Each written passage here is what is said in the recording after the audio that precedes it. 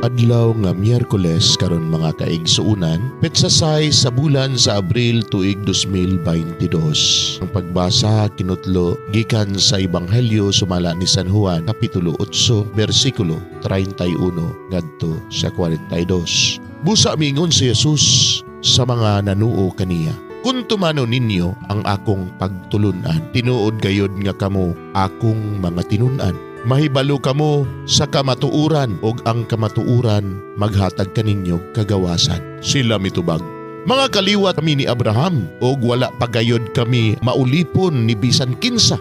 Busa, unsa may buot mong ipasabot sa imong pag-ingon nga kami makabaton og kagawasan?" Si Jesus miingon kanila, "Sultihan ko kamo, ulipon sa sala ang tanan nga makasala. Ang ulipon dili kanunay sakop sa panimalay, apan ang anak kanunay sakop sa panimalay. Kung ang anak maghatag kaninyo kagawasan, mahimo gayud kamo nga mga tao nga gawas nun. Nasayod ako nga mga kaliwat kamo ni Abraham, apan nagtinguha kamo sa pagpatay kanako, kay dili man kamo mudawat sa akong pagtulunan. Nagsulti ako sa gipadayag kanako sa akong amahan, apan nagbuhat kamo sa gisulti kaninyo sa inyong amahan."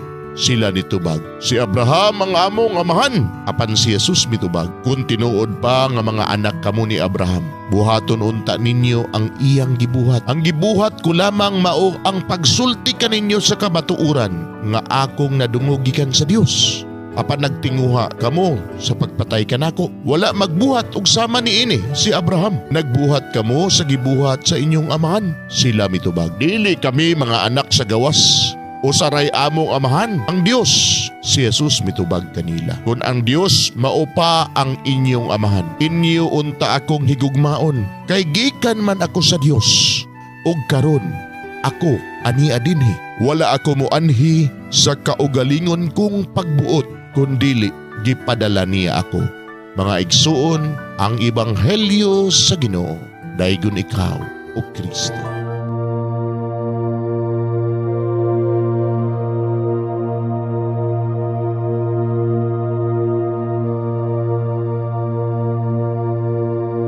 Pagampo sa dili pa magsugod sa trabaho. Magampo kita sa ngalan samahan sa Anak ug sa Espiritu Santo. Amen. Langit mo namong amahan, sa among pagsulod nining trabahoan, among gidala ang imong presensya uban kanamo. Among gipamulong ang imong kalinaw, imong grasya, imong kaluoy, ug ang imong perpektong hanay sa among mga trabaho. Among gipadayag ang imong gahom labaw sa tanan, diha sa mga butang nga among mahimo, masulti, mahuna-unaan ug mahukman sulod nining adlaw. Ginoo, nagapasalamat kami sa gasa sa kinabuhi niining bagong adlaw, niining kahigayunan nga kami nakasulod sa trabaho ug mamahimong parte niining nga grupo. Salamat sa mga gasa nga imong gitugyan kanamo.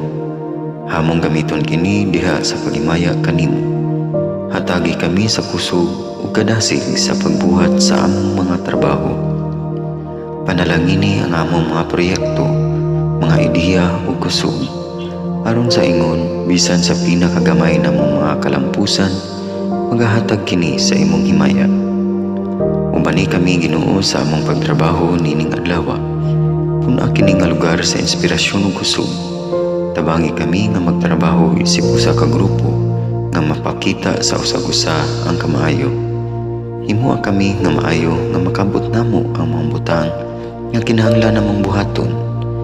Himuha kini nga lugar nga puno sa kalipay ug panaghigalaay, ug kamugaway ug kalinaw ang mapatigbabaw niining dapita. Ginoo, kung kami anaa sa kalibog, giyahi kami. Kung kami muwadaan sa kadasig ug paglaom, dasiga kami. Himua nga ang trabaho nga among gihimo ug ang paagi sa among paghimo niini makahatag unta kini og hugot nga pagtuo, kalipay ug pahiyom sa tanan nga among mahimamat karong adlaw. Panalangini ang among mga pamilya, among Pinoy-anan, among nasod.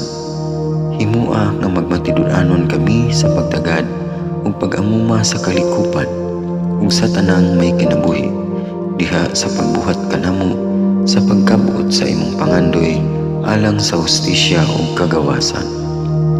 O Ginoo, sa among pagbiya nining lugara, tagay kami sa imong panalangin ug kaluoy sa among pagbiyahe. Panalangini ang among mga pamilya ug Pinoy-anan nga anaon ta sa mayong kahimtang sama sa among pagbiya kanila. Ginoo, salamat sa tanang butang nga imong nabuhat, sa tanang butang nga imong gibuhat ug sa tanang butang nga imong buhaton pa.